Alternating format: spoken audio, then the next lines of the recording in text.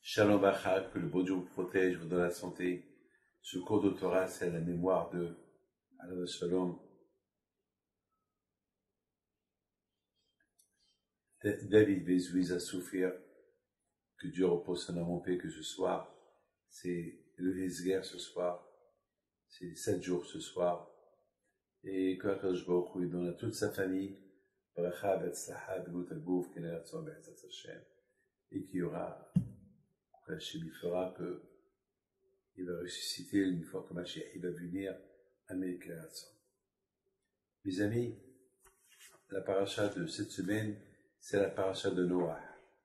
Noah, c'est... Qui ne connaît pas Noah? Noah, c'est celui que de lui, le monde a été reconstruit. Mais malheureusement, à son époque, le monde a été détruit. Mes amis, il faut savoir une chose, que Noah, la Torah, il écrit sur lui des éloges extraordinaires. Il était tzaddik, tam, il était anav, il était humble, et jamais il a fauté avec sa brit mila, et vraiment beaucoup d'éloges. Et la preuve, c'est que Hachem lui a parlé, et était prophète, et Hachem lui a donné une mission de construire l'arche de Noé, parce que la fin du monde va arriver, et Hachem il a dit à Noah, voilà, c'est la fin du monde, tout le monde va mourir, tu es le seul qui va rester vivant, toi, et ta femme, et tes enfants, et leurs femmes. Donc, il lui a donné une mission de construire la Teva, et bien sûr, il lui a demandé de la construire pas vite. Il lui a donné 520 ans à la construire. C'est-à-dire que Noah, ça lui a pris du temps. Lui, il était très intelligent. Il a, d'ailleurs, Hachamim me disent, il a inventé des outils. À l'époque, ils ne savaient pas comment fabriquer les choses. Et c'est lui qui a fabriqué des outils pour labourer la terre, pour creuser, etc., etc. Donc, il est très intelligent. Et lui, il avait été capable de faire des choses extraordinaires. Très bien. Alors maintenant, le problème, il est le suivant. Le problème, c'est que Hachamim, il y a certains Hachamim qui le critiquent et qui disent que Noah, c'est vrai, il était tzaddik, mais c'était pendant sa génération. Mais s'il aurait vécu à la génération d'Abraham Abinu, on n'aurait pas donné tous ces titres-là. Pour sa génération, il était un tzaddik. Mais s'il aurait vécu à la génération d'Abraham Abinu, qu'Abraham Abinu, vraiment, il était un grand tzaddik, alors il y avait beaucoup de gens avec lui qui étaient tzaddikim, donc Noah, on ne l'aurait pas calculé. Alors maintenant, la question, elle se pose. Comment Hachamim, il critique Noah?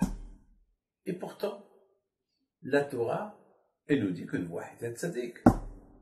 Et pourtant, la Torah, elle lui fait des éloges. Et pourtant, la Torah, il dit que Noah, c'était tzaddik, tamim, yachar.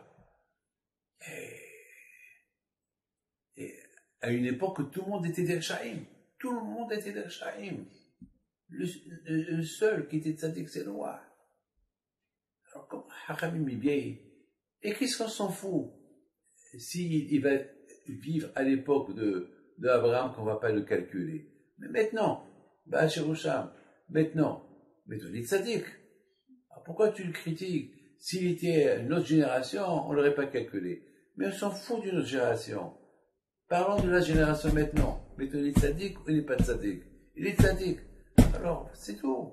Pourquoi Hamim ils viennent et le pauvre Noah, on le critique? Quelle est la raison? Pourquoi? C'est quelque chose qui m'a fait de la peine. Vous savez, mes amis, c'est quoi la réponse?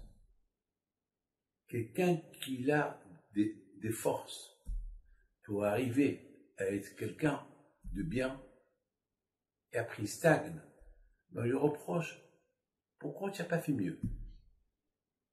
Dans la vie, toujours, il faut savoir faire mieux. Vous savez, le Rambam était très intelligent, mais il ne voulait pas étudier. Un jour, son père lui a dit, bon, tu ne veux pas étudier la Torah, alors tu vas devenir cordonnier. Je t'apprends le métier de cordonnier, être cordonnier. Et le Rambam, il a dit d'accord à son père. Et à un moment donné, le Rambam, il a commencé à apprendre le métier d'être cordonnier. Et un jour, il a commencé à réfléchir, ça puait, les chaussures sales, il salissait ses mains, parfois il clouait des clous dans ses mains. Il dit, attends, je suis intelligent. Pourquoi je n'utilise pas mon intelligence pour autre chose? Pourquoi je vais être cordonnier? Pourquoi ce travail-là? C'est vrai, si je ne suis pas intelligent et je n'ai pas le choix, d'accord, je fais ce métier-là. Mais si je peux faire mieux, pourquoi pas? Mes amis, quelqu'un on lui donne l'option de jouer au loto, ou gagner 1000 euros, ou gagner 1 milliard d'euros. Attends, il a deux options. Qu'est-ce qu'il va faire? Ben, il va jouer pour gagner 1000 euros. Non, il va jouer pour gagner 1 milliard d'euros. Et c'est comme ça. Donc, on reproche à Noah, puisque dans ta génération, tu as quand même surmonté à être un tzaddik, un hassid, un anav, un tam. Tu as surmonté toutes les épreuves de ta génération. Alors tu aurais pu faire mieux. Et en plus, Hachem, il t'a choisi, et Hachem, il te fait des compliments, que tu es ceci et cela. Alors, fais mieux. En plus, Hachem, il t'a donné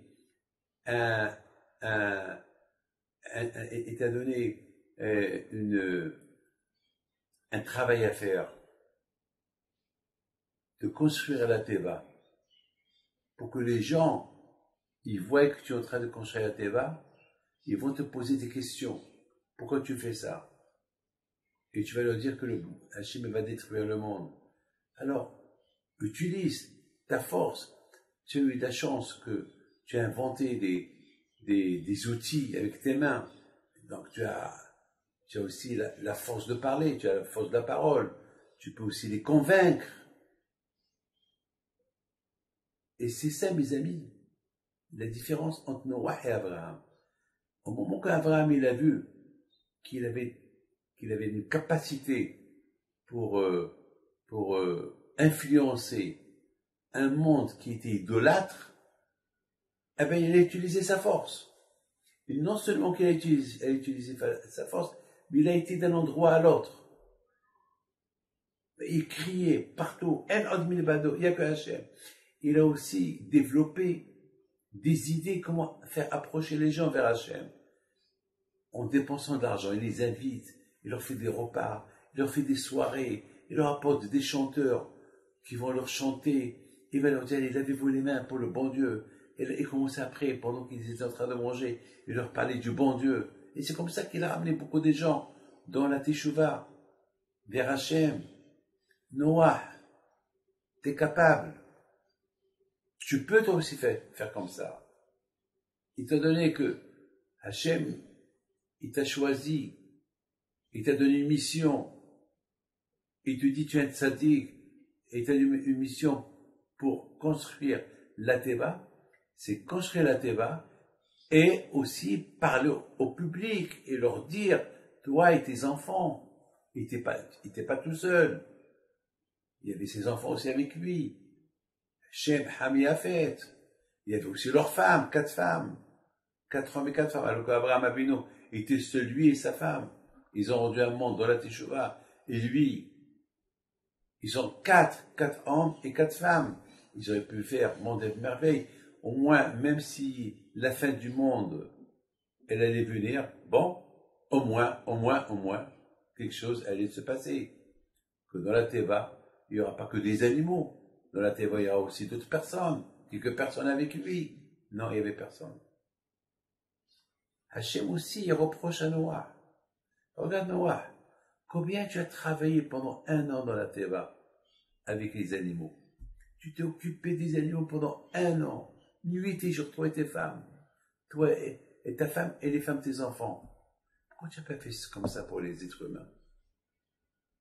Pour les animaux, tu as bien travaillé pour eux. Mais pour les animaux, tu n'as rien.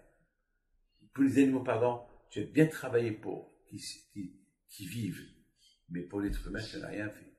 Ben, c'est pour ça qu'on reproche à Noah. On ne reproche pas à Noah qui n'était pas tzaddik, qui n'était rien du tout. On reproche à Noah que c'est dommage. Tu avais toutes les capacités, toutes les possibilités pour progresser et sauver le monde avec toi, mais tu l'as pas fait. C'est tout. On a vu par exemple, j'ai vu dans des livres qui disent que Abraham Avinu, lorsque Hachem lui a dit qu'il allait détruire Sodome et Gomorrhe, Abraham Avinu, il a prié pour eux, même qu'ils étaient des Rechaïm, même que ça valait la peine, ça ne valait pas la peine qu'ils restent vivants, mais il a prié pour eux. Voilà la grandeur d'Abraham Avinu. Et c'est pour ça qu'on reproche un peu à Noah, à tel point que Hachamim disent que Noah, c'est à cause de lui que le déluge est venu. Mais Noah, le pauvre, il a fait. C'est pas de sa faute si le déluge est venu. Le déluge est venu, c'est parce que les gens étaient Rechaïm. Ouais, mais le reproche, il aurait pu leur faire teshuva. Oui. Bon, Hachem, grâce à Dieu dans ma vie, j'ai fait faire teshuva à certaines personnes. Moi, je suis pas Noah. Noah était 1 milliard de fois plus sadique que moi. Moi, je sais même pas si je vaux un grain de sable dessous les pieds de Noah. Et bon, Hachem, j'ai réussi à faire teshuva à quelques personnes. Et Noah, il n'a pas réussi. C'est parce que Noah, il avait pas cette motivation. Lui, il est resté dans son coin. Shem et Ever y est fait. Et chacun est resté dans son coin. Donc, ils ont sauvé leur peau, malheureusement.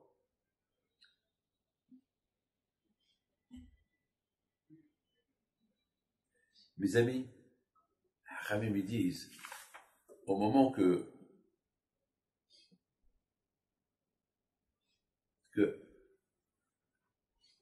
Noah, il a vu que les gens, ils n'avaient pas d'outils. Ils creusaient avec leurs mains, ils faisaient tout avec leurs mains. Il leur a fabriqué des outils. Alors j'ai réfléchi. Tu as réussi à fabriquer des outils. Et tu n'as pas réussi à fabriquer des gens. C'est écrit chez Abraham Avinu, Veta Nefesh Ashe'asu Beharan. Dans la paracha prochaine, on va lire les hommes que Abraham, il a fait. Abraham, il a fait des hommes, et Sarah, elle a fait des femmes. Pourquoi on fait un homme, on fait une femme? Alors, Hachamim me répond, eh ben, le fait qu'ils les ont influencés d'être des gens bien, de leur enlever les idées de l'idolâtrie, comme s'ils les ont fabriqués, comme s'ils les ont fait. Noah, toi, tu as déjà fabriqué des outils. Le premier, les outils, tu as réussi à fabriquer, et tu n'as pas réussi à fabriquer des êtres humains. À quoi sert d'être un tzaddik et de ne pas influencer d'autres à être tzaddik comme toi? C'est dur hein, de concevoir être tzaddik que pour soi.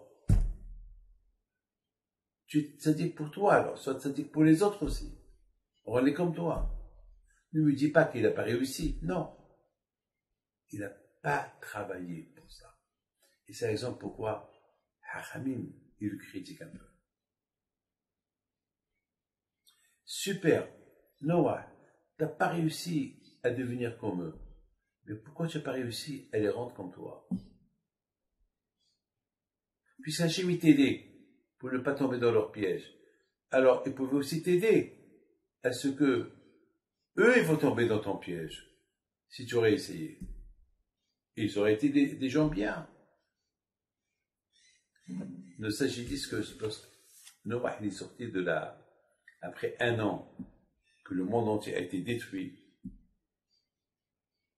il sort de la Teva, il sort de l'arche, il voit un monde détruit.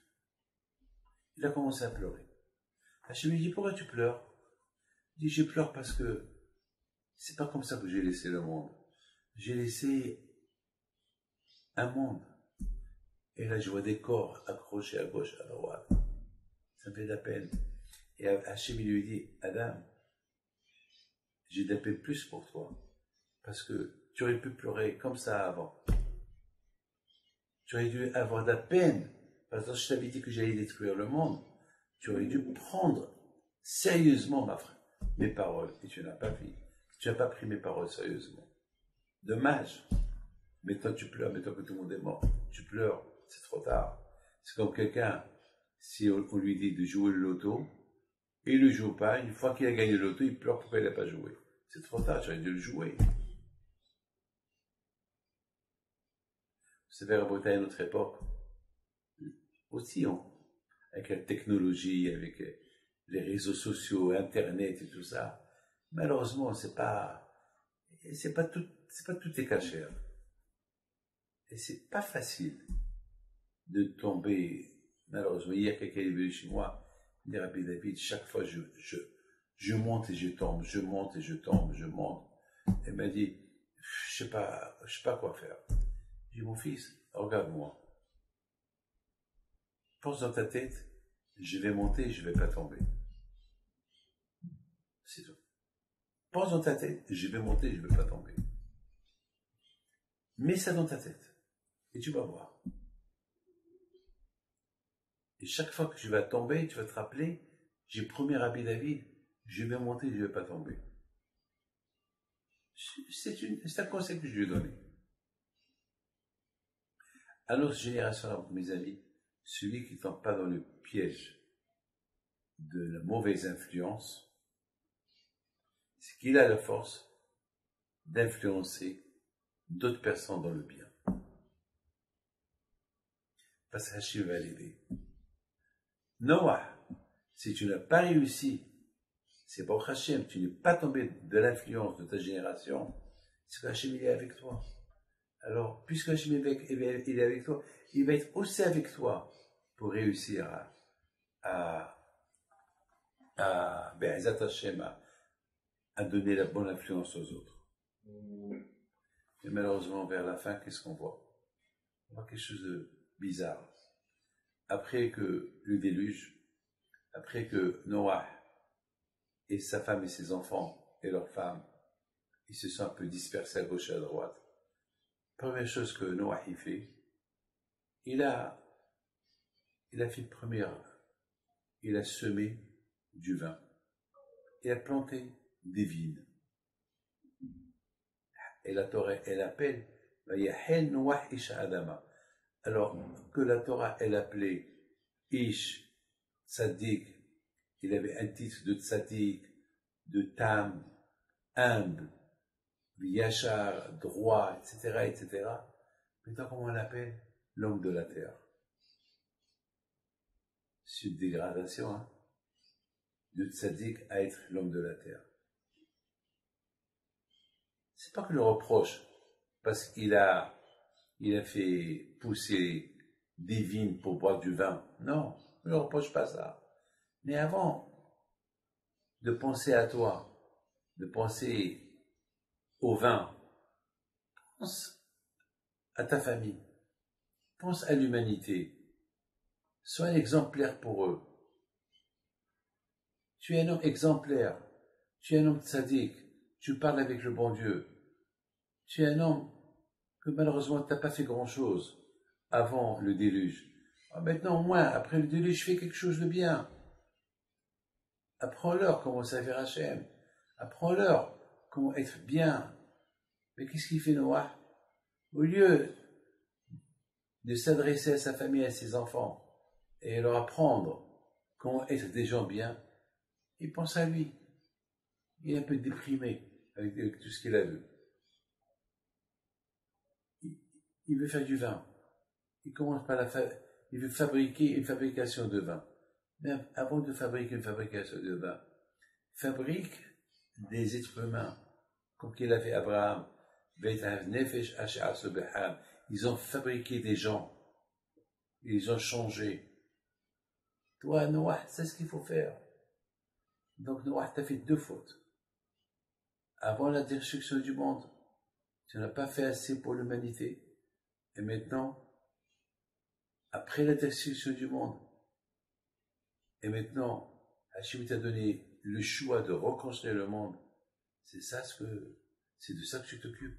Du vin, la fabrication du vin. C'est pas drôle, c'est pas dommage. Donc la Torah, elle appelle Isha Adama, l'homme de la terre.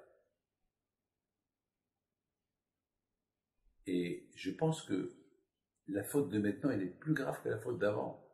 Parce que la faute d'avant, il avait une chance pour rendre les gens de Tchouva. Très bien, il l'a pas fait. Maintenant que ce qui est sorti de la Théba, c'était tous, c'était Kim.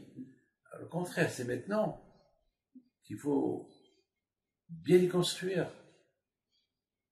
Le milieu qui va bien les construire, il dit ça y est, maintenant, tout le monde a vu le miracle du bon Dieu, et chacun il fait ce qu'il veut, ça y est. Non, vous savez que l'État est très fort. De plus qu'on découvre Hachem, l'État est très fort pour nous affaiblir. Et malheureusement, le fait que Noah, il ne s'est pas occupé beaucoup de sa famille, donc malheureusement, les gens qui sont les descendants de Noah, ils sont devenus idolâtres. Ils ont même voulu construire la tour de Babel pour se disputer avec le bon Dieu. Et c'est là, alors que tout le monde parlait que l'hébreu, tout le monde était unis, là vraiment. Alors, c'est de la faute à qui encore? On ne va pas accuser Noah encore. Bon, mais malheureusement, Noah qui pensait qu'à lui, qui pensait pas à toi. Il était tzaddik, j'ai rien à dire. C'est tout, c'est son droit de penser à se distraire, à fabriquer du vin et boire un peu de vin, c'est pas grave. La preuve, même une fois qu'il s'est saoulé et qu'il est resté toujours prophète. C'est un grand tzaddik. Il y a beaucoup de tzaddikim qui s'appellent Noah. Mais malgré tout, Noah, on lui reproche. Si tu aurais été à l'époque d'Abraham, donc tu ne valais rien du tout. Donc c'est ça ce qu'on reproche à Noah. On reproche à Noah qu'il a perdu avant la destruction du monde. Et il a perdu dans son éducation aussi. Et il n'a pas utilisé les forces de pouvoir influencer le monde dans le bon sens après la destruction du monde. Et maintenant, au lieu de bien reconstruire le monde, il n'a pas fait grand-chose. Les amis, que Hachem et l'âme de M. Sofer Alav Shalom, David Bezouiza, Agar Eden, et d'après ce que j'ai entendu de sa famille, il a fait beaucoup il faisait beaucoup attention à ce qui sortait de sa bouche. Il a dit une belle phrase. Il a dit, chaque phrase que l'homme dit, elle est importante. Donc, il faut bien faire attention. C'est une bonne leçon à ce que toutes les phrases qui sortent de la bouche, qui seront bien et pas mal. Voilà.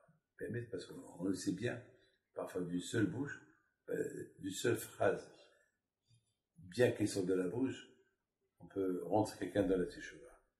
Et d'une phrase qui ne sort pas de la bouche, et qu'elle est ou qu'elle sort de la bouche, elle est mauvaise, elle peut être destructive.